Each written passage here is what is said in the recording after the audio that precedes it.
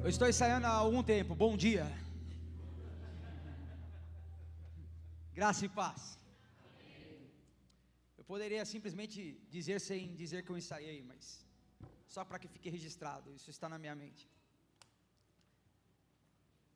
Nós estamos diante do início de um novo ciclo para essa igreja local, amém? O Senhor tem feito algo. Há um mover de Deus sobre esse lugar.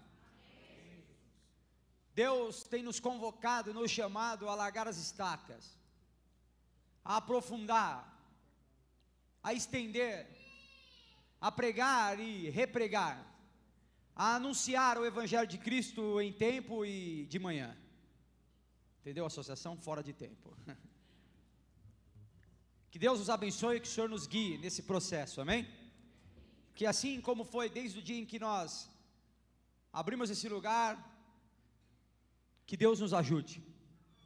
Com a ajuda de Deus e a permissão dEle, nós seguiremos em frente a fim de louvar e bendizer o nome de Jesus.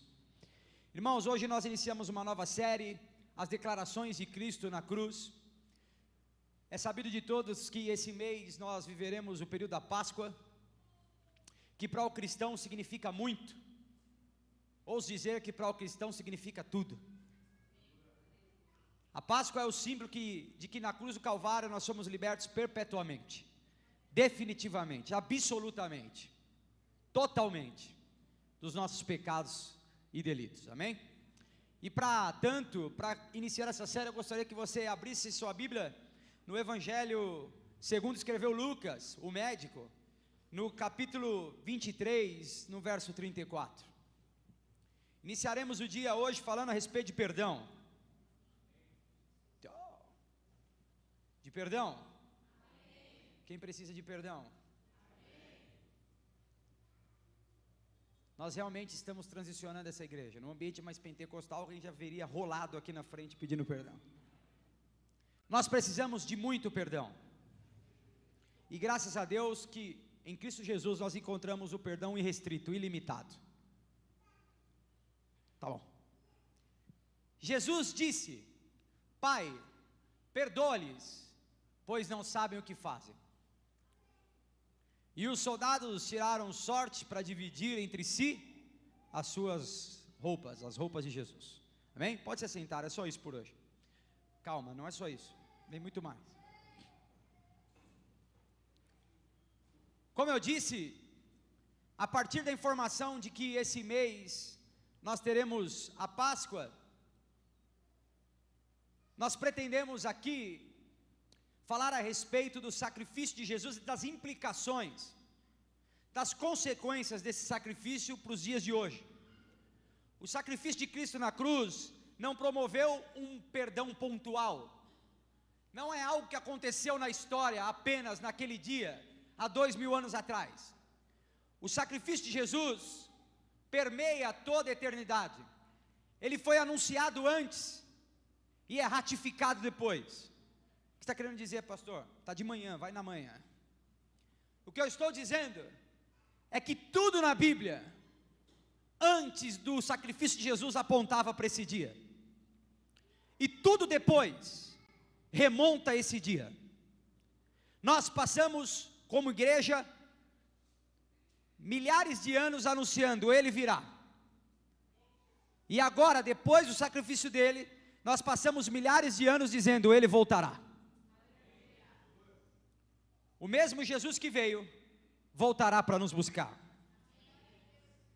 E a proposta é que ao final dessa série, a nossa compreensão sobre o significado da Páscoa seja refinada e melhor aproveitada. Nós celebramos a Páscoa quase que automaticamente. Nós celebramos o Natal, alguns já emendam, você sabe, né? Ano Novo e logo depois, você sabe, irmão, Carnaval. E aí vai se redimir na Páscoa. A Páscoa é simbólica e profética, não no sentido abobalhado, porque tem gente que faz ato profético e na verdade é um ato patético. A ceia da Páscoa é realmente simbólica e realmente profética, pois ela denuncia o pecado de agora e anuncia o perdão que está por vir. Ela cumpre uma função profética. E a ideia é que essa série culmine no último dia no está consumado. Deu para entender por onde nós caminharemos? Nós caminharemos, como diz o grande filósofo, iniciaremos do início, começamos do começo e terminaremos no fim. Nós iniciaremos no perdoa e encerraremos esse processo no está consumado.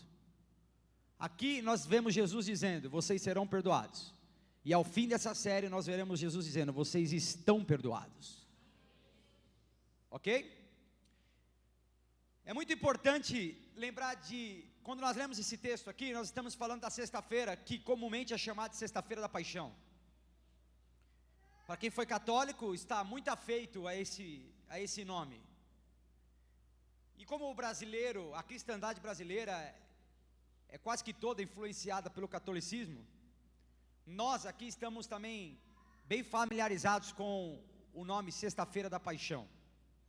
O que nós lemos aqui está ocorrendo na sexta-feira, mas antes da sexta-feira vem o quê? Não é possível, irmão. Não é tão difícil essa. Vamos lá, antes da sexta-feira vem o quê? Uau! Na ceia que vem a gente acorda mais cedo, vem mais preparado, né? Antes dessa sexta aqui vem a quinta, do cenáculo, do anúncio, e a Via Cruz começa. Antes desse cenário aqui acontecer, nós precisamos lembrar de algumas coisas que aconteceram. Jesus havia passado todo um dia e uma noite sendo injuriado. As pessoas desferiram impropérios, xingamentos, ofensas.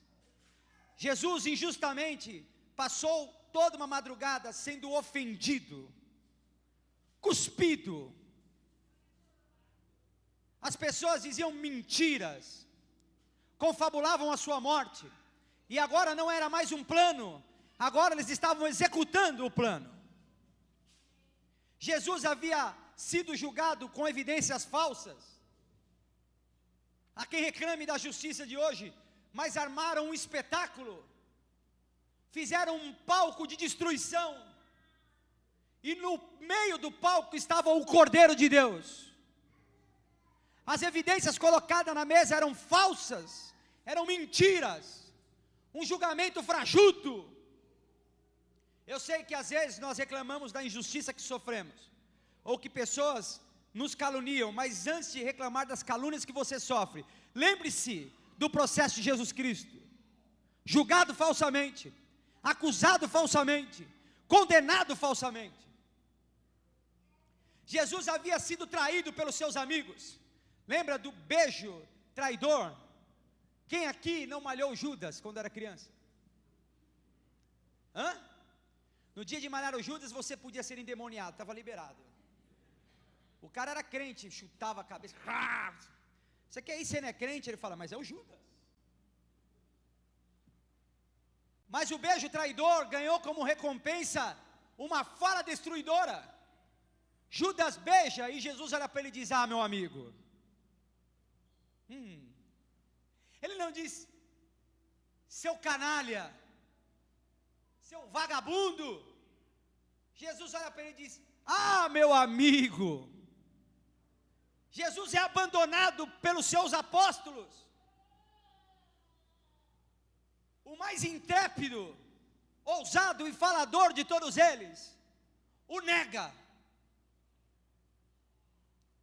Ele havia sido condenado pelos fariseus, uma reunião religiosa, por inveja, por medo. Ele havia sido condenado à morte. Ele virou produto de escárnio, de zombaria. Quem é que gosta de ter os outros zombando da sua cara? E olha que às vezes a gente merece. Imagina Jesus que não merecia. Jesus foi forçado a carregar a cruz, que seria o seu instrumento de dor. E depois de tudo isso, no momento em que pregam as suas mãos, no momento em que pregam os seus pés, depois de uma coroa de espinho colocada na sua cabeça, de um julgamento falso, de provas fajutas, de humilhação sem tamanho, sem comparação, as suas primeiras palavras na cruz do Calvário são: Pai, perdoa eles.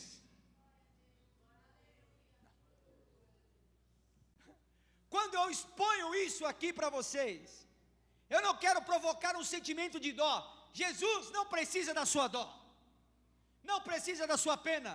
Jesus não é um mártir, ele não foi levado à força, ele é o Cordeiro de Deus, que foi sacrificado na eternidade, e que de maneira amorosa e voluntariosa, abraçou a cruz do Calvário, como um instrumento de livramento para mim e para você. Jesus não é digno de pena, ele é digno de adoração, digno de gratidão, digno de louvor. E eu disse tudo isso, não foi para mexer com o seu sentimento, foi apenas para te fazer refletir sobre a magnitude do perdão de Jesus. Quem está naquela cruz dizendo: Pai, perdoa, é o injustiçado, é o injuriado, é o caluniado, é aquele que carrega pregos nas mãos, é aquele que carrega uma coroa de espinho na sua cabeça, e as suas primeiras palavras são: Pai, perdoa eles. Esse é o Jesus que nós servimos, um Jesus gracioso.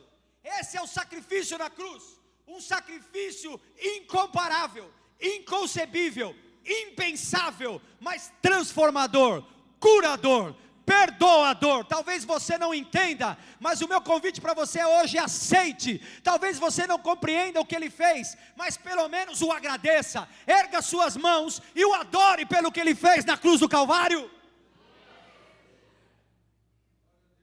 Mesmo diante de toda injustiça, o primeiro pedido de Jesus ao nosso respeito é: perdoa eles. Louvado seja Jesus por isso.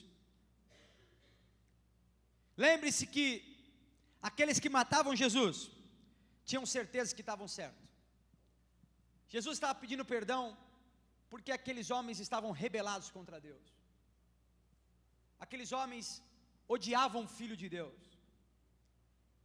E a verdade é que nós às vezes nos comportamos como homens e mulheres rebelados contra o Senhor. Nós sabemos, nós ouvimos outra vez, pastores pregam, homens de Deus dizem, repete, afirmam o óbvio, nós sabemos o que precisa ser feito, e mesmo assim, com uma postura rebelde contra o Senhor, nós olhamos diante dos olhos do nosso Salvador, olhamos para aquela cruz, mesmo sabendo o que ela significa, e dizemos: eu rejeito, eu não quero, eu não aceito. Nós somos conclamados a perdoar, somos orientados a viver uma vida de santidade.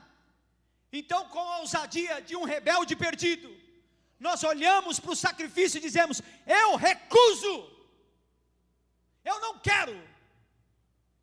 E mesmo diante de toda essa rebeldia, os homens pregavam o Filho de Deus na cruz. Ele olha com graça e ternura e diz: perdoa eles. Talvez aqueles homens tinham convicção plena de que eles estavam certos. E talvez toda essa certeza que nós carregamos no nosso coração seja apenas fruto de uma rebelião contra Deus. Talvez isso que nós sabemos, que nós temos certeza, seja o nosso coração nos isolando para a ação do Espírito. Quer um exemplo? Eu faço isso porque antes me fizeram. É o seu coração, é o seu sentimento te enganando, te impermeabilizando, concretando o seu coração, para que você não aceite a obra do Espírito. Abandone as suas certezas e apegue-se apenas a uma convicção: Jesus morreu por cada um de nós, para nos perdoar e para nos transformar, amém? Esse texto aqui, e o fato dessas serem as primeiras palavras de Jesus, deixa evidente a importância do perdão, e o quanto ele é valoroso para Cristo. Repita: Jesus se importa com o perdão. O perdão é importante, o perdão é indispensável. Se você quer ser cristão, quem aqui é cristão? você precisa sentir-se perdoado e estar pronto para perdoar.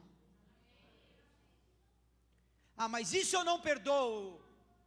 Isso é só a rebelião impermeabilizando o seu coração e te impedindo de viver a obra do Espírito.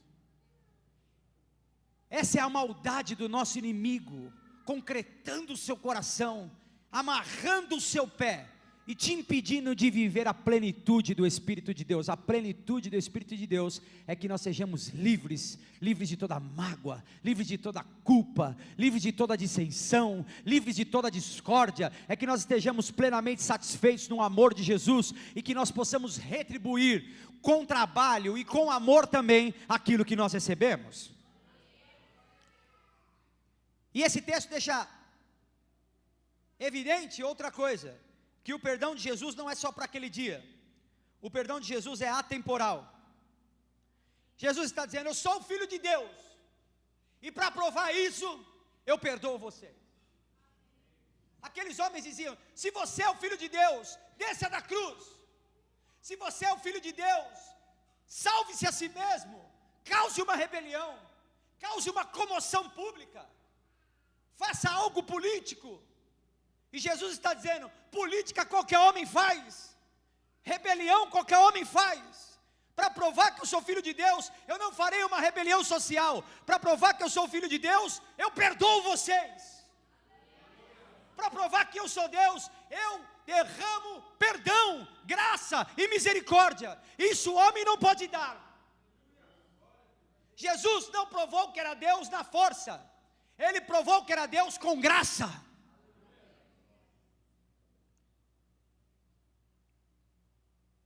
Esse texto deixa claro o quanto Jesus exige que nós sejamos transformados e perdoemos, e o quanto o perdão é importante para nós também.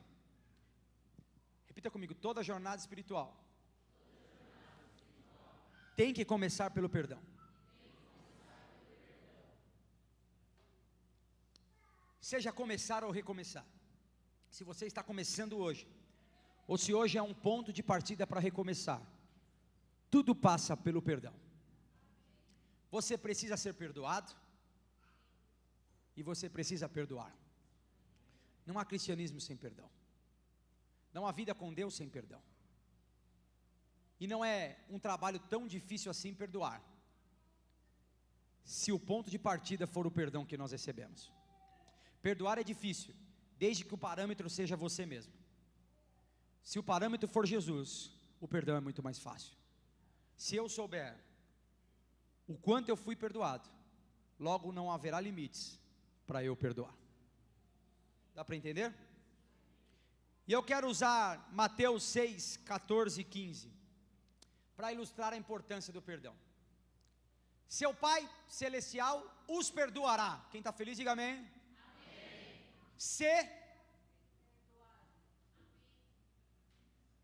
Estava tudo bem, amém? Mas sempre tem que ter um se. O Pai Celestial os perdoará. Quem quer ser perdoado por Deus? Amém. Então vem a condição: se vocês perdoarem os que pecam contra vocês. Eu não perdoo ninguém. Triste notícia, você também não é perdoado. Segundo quem? A Bíblia. Segundo as palavras de quem? Mateus. As palavras são de quem? Verso 15: mas se vocês se recusarem a perdoar os outros,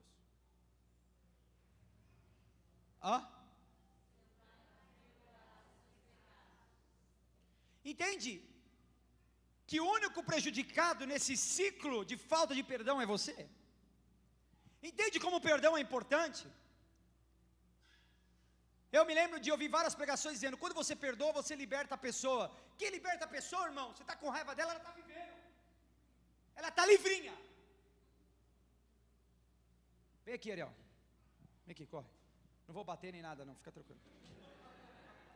Vou chamar você que você é meu amigo, vem cá, sobe aqui. Hoje está diferente. Eu sou assim, inovador. Segura aqui no meu braço.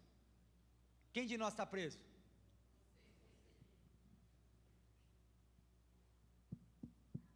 Quem de nós está preso, irmão?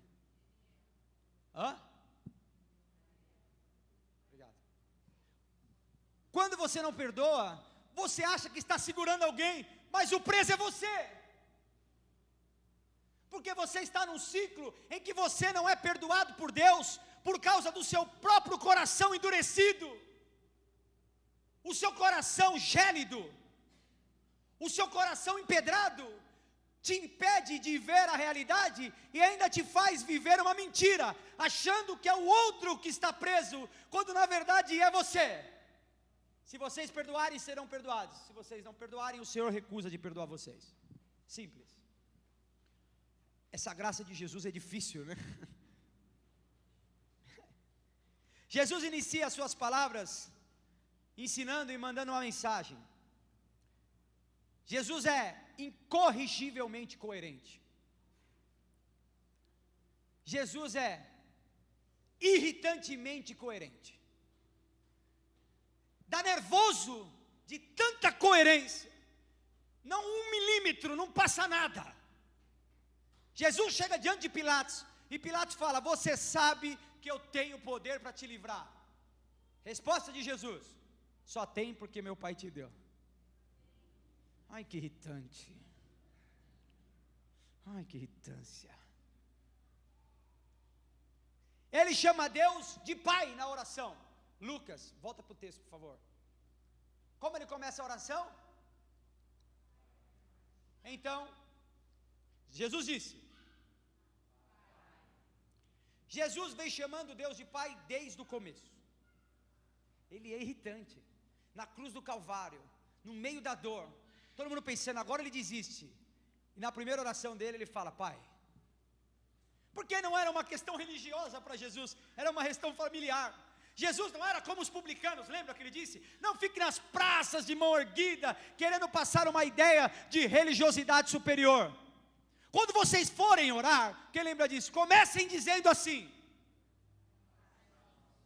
Agora ele está na cruz dizendo, lembra o que eu disse? Comecem assim, no dia da dor, no dia do lamento, no dia da injúria, no dia da calúnia, no dia dos impropérios, no dia da cruz, no dia das manchas nas mãos, no dia da coroa de espinho. Comece do mesmo jeito que no dia da alegria. Pai. Ele é incorrigivelmente coerente. Ele chama Deus de Pai. E eu quero afirmar mais uma vez, com toda a segurança intelectual e da minha alma, que isso potencializa o sacrifício de Jesus na cruz. Deus, por critérios desconhecidos, amou tanto o mundo, que se decidiu esmagar o seu único filho na cruz. Quem é pai entende o que eu estou dizendo. Ele só tinha um filho. E por amor, por critérios que nós não conhecemos, o coração de Deus é insondável. Ele toma uma decisão eterna: vou esmagar o meu filho na cruz. Isso torna o sacrifício de Jesus muito mais precioso. Não trata-se de um amigo abandonando o outro na guerra. Não trata-se de um conhecido oferecendo o outro. Trata-se de um pai que ama, dizendo: por vocês eu decido massacrar o meu filho. Pense, irmão, não há como rejeitar o perdão ao próximo.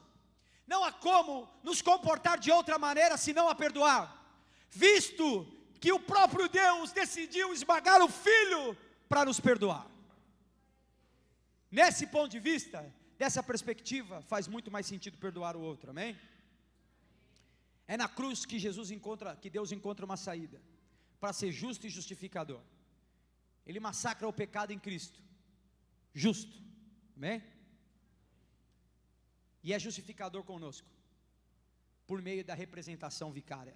Ele nomeia Jesus para ser o nosso representante. Ele nos ama profundamente. Eu não preciso falar João 3,16, amém?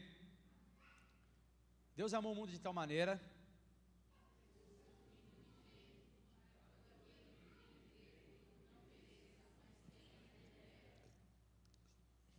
foi bola dividida, mas saiu. Jesus está falando com quem aceitou esse perdão. Quem aceitou esse perdão? Ele está dizendo: agora vocês podem orar assim: Pai. É por causa da cruz que nós podemos dizer Pai. É por causa do perdoa que o Pai faz sentido. É por causa do sacrifício substitutivo de Jesus que nós podemos orar, Pai nosso que estais nos céus. Veja a oração de Jesus. Até aqui era Pai meu. Pai meu, por que me desamparastes? A partir de agora é Pai nosso. Ah, não. Jesus está dizendo, antes do perdoa, o Pai era meu. A partir da cruz, o Pai é nosso. Pai nosso que estás nos céus. Esse é o efeito e a implicação da declaração de Jesus. Uma vez perdoado, nós somos adotados. Uma vez perdoados, nós passamos a pertencer à família de Deus. Quando vocês orarem, chame Ele de Pai. Mateus 6,9 vai ilustrar isso. Portanto, orem da seguinte forma: Pai nosso que estás nos céus. A partir de agora, você e eu somos filhos de Deus.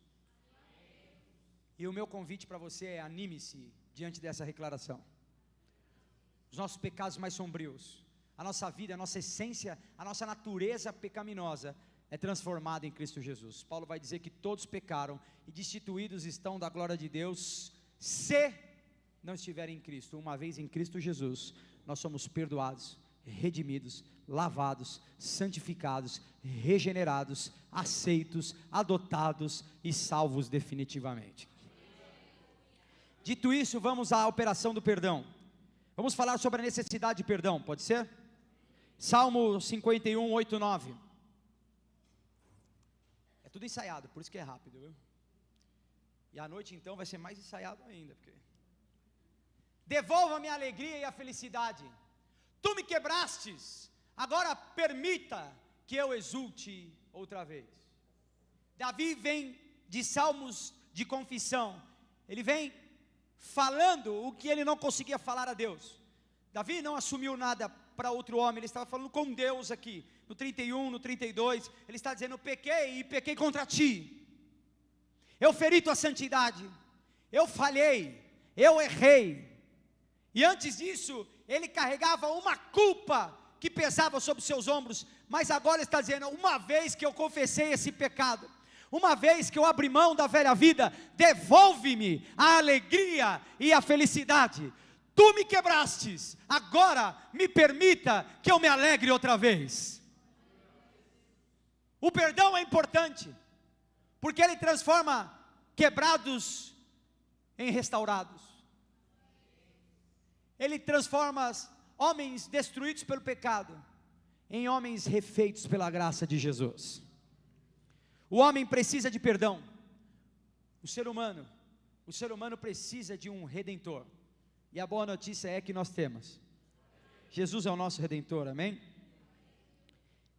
Em razão da culpa e de suas implicações destrutivas, alguns homens, alguns pensadores, ao longo da história, têm tentado inutilmente, por meio de psicanálise, por meio de métodos humanos, livrar o homem da culpa que ele carrega pelo pecado. E eu digo inutilmente, e faço uso da história. Nietzsche, já ouviu falar de Nietzsche? Nietzsche dizia que a culpa é uma mentira da religião, que porque nós pregamos Jesus, o homem se sente culpado, porque nós temos um padrão de santidade, o homem se vê impuro. E ele dizia que na medida que a religião fosse extinta, o homem se sentiria livre e perdoado. Acontece que o que ocorre depois de Nietzsche é a contramão disso. Na medida em que o homem se distancia de Deus, mais culpado ele se sente, e mais necessidade de um Salvador ele tem. Nós não vivemos uma culpa que é fruto da religião, nós vivemos uma boa religiosidade, que nos aponta para Jesus, que por sua vez nos cura de toda culpa. Freud disse que a culpa é uma imposição social, que nós, a fim de controlarmos uns aos outros, colocamos culpa no ombro uns dos outros. A mulher, para controlar o marido, vai falar: você me traiu, ou vice-versa. e fica controlando ele com aquela culpa. É verdade que isso acontece, mas em uma família, em um ambiente que ninguém fez nada com ninguém, ainda há culpa, é ou não é? É ou não é? Você conversa com a pessoa, ela tem culpa de alguma coisa, tem ou não tem? Porque a verdadeira culpa é a do pecado, e ela só pode ser curada na cruz do Calvário.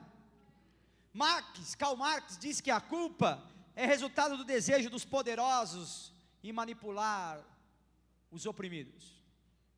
A verdade é que todos esses argumentos são falhos e não se colocam em pé. O homem é culpado por causa do pecado inerente nele, e só pode ser perdoado quando de joelhos diante daquele que é o único que perdoa pecados, confesse o seu pecado, se arrepende e abandona ele. Não são instruções filosóficas, é a cruz do Calvário que perdoa o homem. A nossa relação com a culpa será destruidora.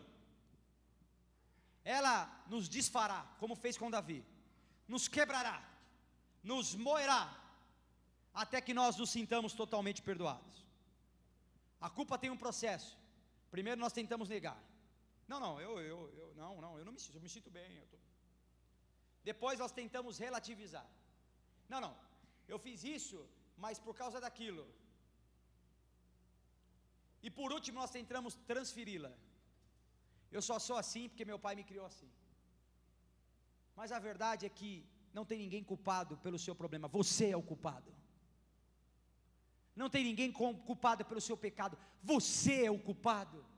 E eu não estou falando isso para te deprimir, eu estou dizendo, aceite a culpa, encare esse problema, olhe para Cristo, seu perdoador, arrependa-se do seu pecado, busque ao Senhor remidor, e viva em paz, livre de toda culpa, e perdoado de todo pecado em Cristo Jesus.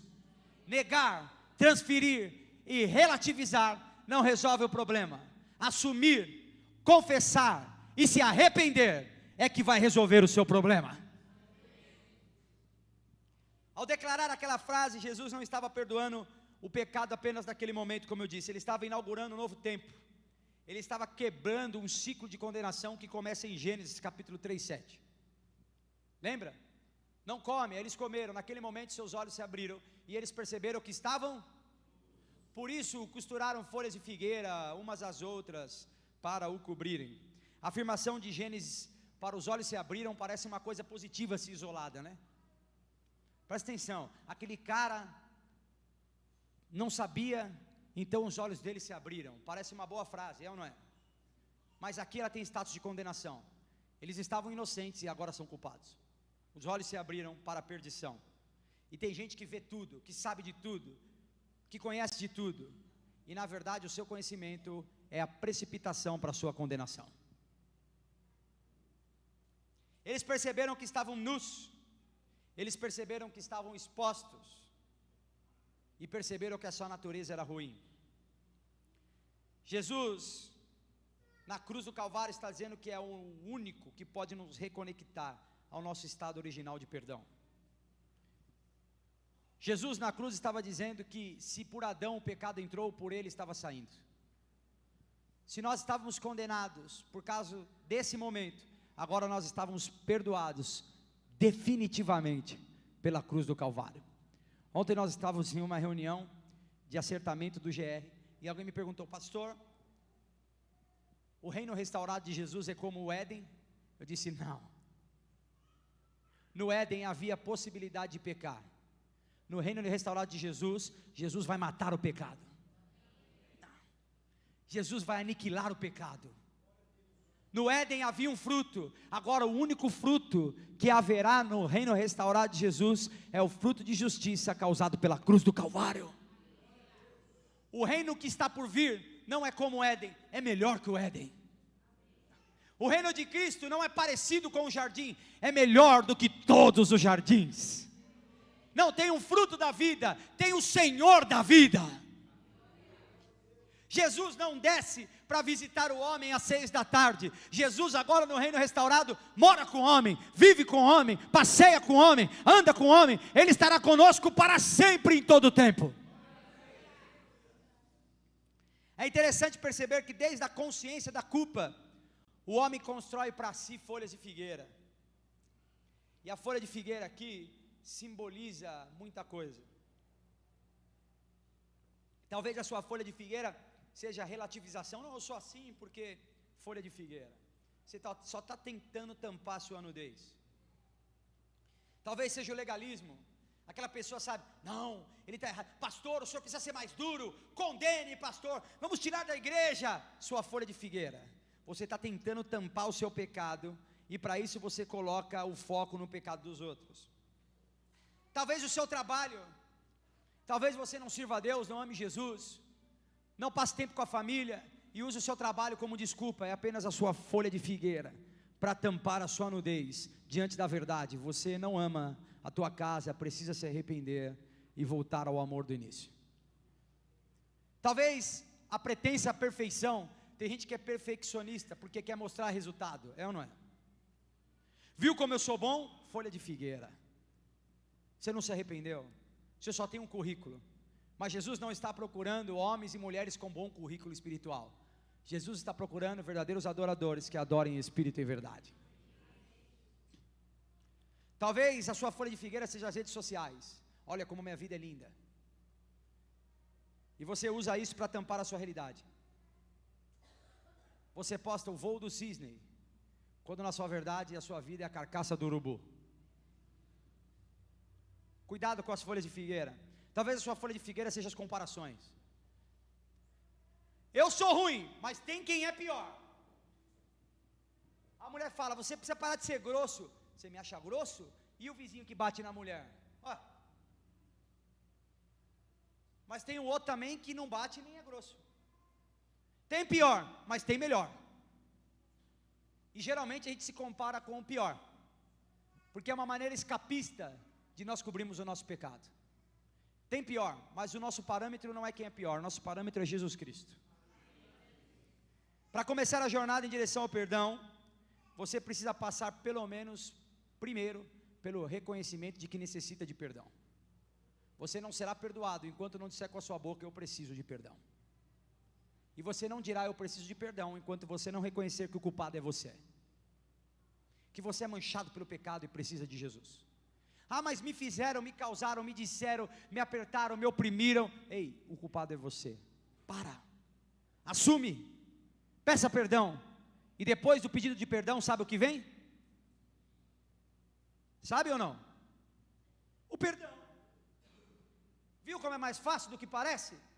Ao invés de ficar dando desculpa, peça perdão. Então você será perdoado e recomeçará. Salmo 51:3, por favor. Pois reconheço minha rebeldia, meu pecado me persegue todo o tempo. O que o salmista está dizendo? Me perdoa, sabe por quê? Porque eu reconheço a minha rebeldia. Não é o que me fizeram, não foi Betseba que estava no lugar errado, não foi Urias que foi passear, não foi o batalhão que cometeu eu, fui eu, a rebeldia é minha. Eu sou maduro. Lembre-se que Deus disse a respeito dele, esse é o homem segundo o meu coração. Não porque não peca, mas porque é capaz de reconhecer que pecou. Davi era amado porque era capaz de dizer, o rebelde sou eu preciso de perdão, a culpa não é de ninguém, é minha, me perdoa e restaura a alegria da minha salvação. João Calvino dizia que as pessoas pedem perdão de forma banal, talvez porque elas não tenham a consciência real do tamanho do seu pecado. Se você parar para refletir o tamanho do seu pecado, então o seu pedido de perdão será muito mais intenso do que você já pediu. Entenda, o nosso pecado é grave. É grave. John Piper, que é um grande pregador que ainda está vivo, diz que a gravidade de um crime é aferida ou pode ser mensurada de acordo com a honra da pessoa que sofre o crime. Como se dá isso, pastor? Se você desfere um tapa no rosto de um adulto, você tem um tipo de penalidade. Vamos fazer um número alegórico aqui, tá bom? 3 a 5 anos de prisão. Se você desferir um tapa no rosto de uma criança, essa pena dobra. É de 6 a 10. porque entende-se que a pureza e a grandeza daquela criança é maior do que a daquele adulto. Que bater naquela criança é uma coisa muito mais grave. O que está querendo dizer, pastor? É que nós pecamos contra o Senhor dos Senhores. É que nós nos rebelamos contra o Cordeiro de Deus. Por isso o nosso pecado é grave. Nós ofendemos a santidade de um Deus perfeito. Quando nós falhamos moralmente, quando nós falhamos religiosamente, enfim, quando nós falhamos e pecamos, nós estamos pecando contra o Santo do Santo. Por isso nós precisamos nos arrepender profundamente. Quem peca gravemente precisa se arrepender profundamente. Está muito duro ou não? Aqui chegamos ao cenário da cruz. Jesus morreu para que os nossos pecados / crimes fossem perdoados. E como Ele mudou essa situação? Nós éramos condenados ao afastamento eterno e agora fomos convidados ao relacionamento eterno. Quando Jesus morre, nós não temos mais templo e não existe mais Santo dos Santos. Agora o Santo do Santo é o próprio Cristo. Não é mais um templo, é uma pessoa. A pessoa de Jesus. E Ele está dizendo, no templo, na antiga aliança, vocês sequer podiam entrar. Vocês estavam impedidos por um véu. Agora eu rasguei o véu e estou convidando vocês a entrar. Vocês não têm mais impedimento. Agora o que tem para vocês é um convite. Venham, vós que estáis cansados e oprimidos, e eu vos aliviarei. Vocês que precisam de perdão, venham e eu os perdoarei. Vocês que precisam de um Redentor, eis aqui o Redentor, o Cordeiro de Deus que tira o pecado do mundo. Nós éramos banidos, agora somos acolhidos. Hebreus 10, 19 ao 22. Lembra que nós falamos de Hebreus? Faz bastante tempo. Domingo passado. Portanto, irmãos, por causa do sangue de Jesus, percebe que tem uma conexão aqui? Nós estamos falando da cruz. Podemos entrar com toda a confiança no lugar santíssimo. Calma aí. Olha o que o escritor está dizendo. Não precisamos entrar com medo, com temor. Não trata-se de um evento religioso. Você não precisa entrar na presença de Deus desconfiado. Você pode entrar na presença de Deus confiante de quê? De que está perdoado. Presta atenção. Portanto, irmãos, por causa do sangue de Jesus, nós recebemos o perdão e por isso nós podemos entrar confiantes. Não como pecadores caídos, mas como filhos perdoados e acolhidos pelo Pai. No Santíssimo Lugar, próximo. Por sua morte, Jesus abriu o caminho novo e vivo através da cortina que leva ao Santíssimo Lugar. Próximo. E uma vez que temos um sumo sacerdote que governa sobre a casa de Deus, entremos com coração sincero e plena confiança, pois nossa consciência culpada foi purificada e o nosso corpo lavado com água pura. A nossa consciência culpada foi purificada. E agora nós estamos lavados.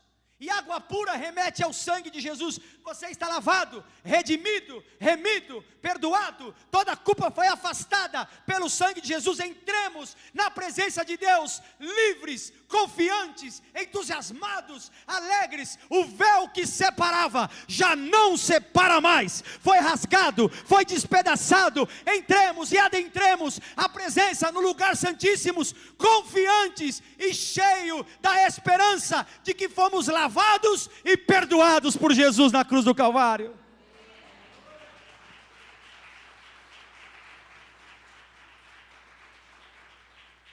Newton fez um hino um dia e disse: eu sou um grande pecador, chamado Graça Incrível. O hino diz: eu sou um miserável pecador, e por isso eu tenho um santo Redentor. Ele está dizendo: eu sei do tamanho do meu pecado, então eu abro os meus olhos e olho para o céu, e vejo que o meu Redentor é ainda maior que o meu pecado. Totalmente pecador e totalmente perdoado. E no perdão de Deus, que só pode ser recebido por meio de Jesus, nós encontramos o equilíbrio e a experiência de absolvição plena. E eu quero citar aqui uma pessoa que eu cito pouco, o Tim Keller. Ele disse num livro dele, perdão, eu aconselho, leiam um livro. Foi lançado depois da sua morte. Não há nada que nos transforme dessa maneira. Está falando a respeito do perdão de Cristo. Não existem complexos de inferioridade, porque eu entendo que sou muito amado. Não existem complexos de superioridade, porque eu sou pecador, somente salvo pela graça. A compreensão do grito de Jesus na cruz, está perdoado, é a chave para a transformação pessoal. É a grande chave para a obra do perdão e para a reconciliação do homem com Deus. Em um tempo em que todo mundo tem uma chave, todo mundo tem um código, todo mundo tem uma senha. Parece que nós somos chaveiro agora, não? Pega a senha, pega a chave, eu vou te dar uma chave real, um código real. É no grito da cruz, perdoa, que nós encontramos a possibilidade de reconciliação eterna.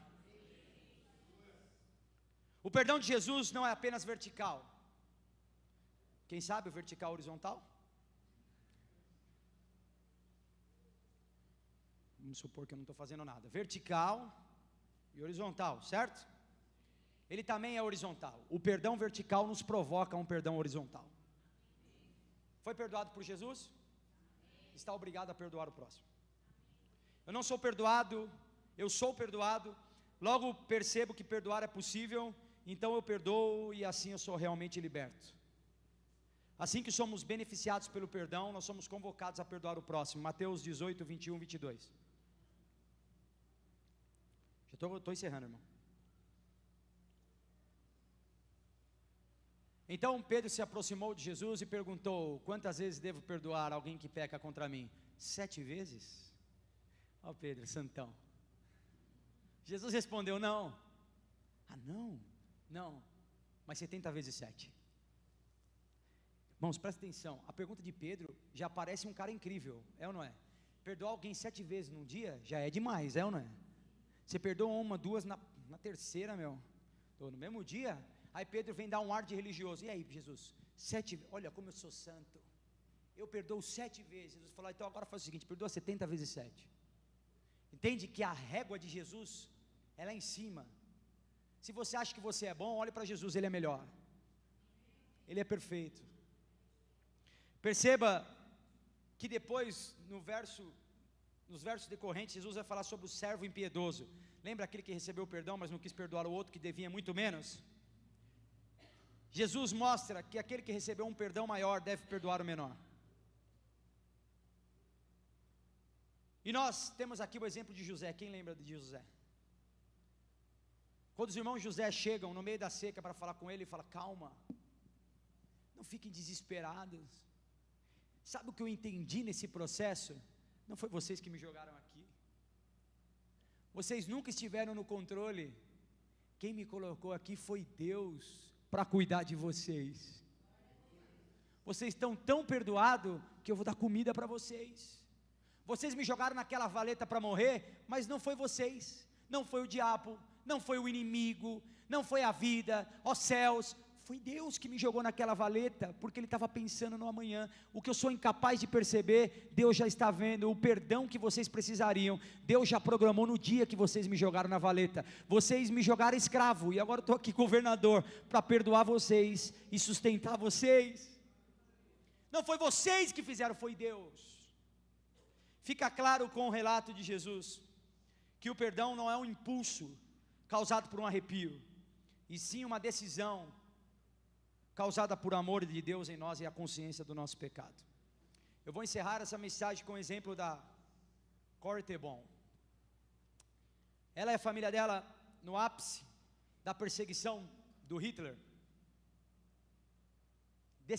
tomaram uma posição perigosa. Elas decidiram acolher os judeus em casa e esconder os judeus. Por causa disso, essa mulher foi perseguida e toda a família dela foi exterminada. Os pais morreram, os avós morreram, os tios morreram, e sobrou ela e uma irmã. E ela e a irmã foram levados para Auschwitz. Você talvez não esteja familiarizado com esse nome, mas talvez já tenha ouvido ele. E depois para uma outra série de campos de concentração. Se você não sabe o que é o holocausto, não vou entrar nesse assunto. Por favor, pesquise e estude. É uma mancha na história. É algo terrível. E nós precisamos falar para os nossos filhos, para que coisas terríveis assim não pareçam normais. E não sejam repetidas. Eles foram para lá, onde 6 milhões de judeus morreram. E ela sofreu, mas ela conseguiu escapar do campo de concentração. E ela virou uma das maiores palestrantes do cristianismo em todo o mundo. E em uma das suas palestras, ela abordava o perdão, é óbvio. E ela falou, ela em uma das suas palestras fez a seguinte afirmação: Deus, por meio da cruz de Cristo, jogou todo o nosso pecado no mar do esquecimento. É lindo, é ou não é? Acontece uma coisa, que naquela palestra estava um dos seus torturadores, um homem alemão, que serviu a Hitler, estava lá. Ele não reconheceu ela, mas ela reconheceu ele. E ele, em busca do perdão, veio à frente conversar com a palestrante, sem saber quem era. E ela disse: eu falei de perdão, mas quando eu olhei para ele, eu lembrei do chicote, eu lembrei da minha mãe, eu lembrei do meu pai, eu lembrei da minha irmã com fome, desnutrida, e eu não conseguia perdoar ele. E ele veio vindo em minha direção, e um ódio consumidor me possuía. E aquele homem foi até ela e disse: Corey, você disse que os meus pecados são lançados no mar do esquecimento. Eu preciso de perdão. Sem saber quem era ela, eu fui terrível, eu estou em busca de redenção. Será que Jesus me perdoa? Será que Ele pode me perdoar? E ela disse,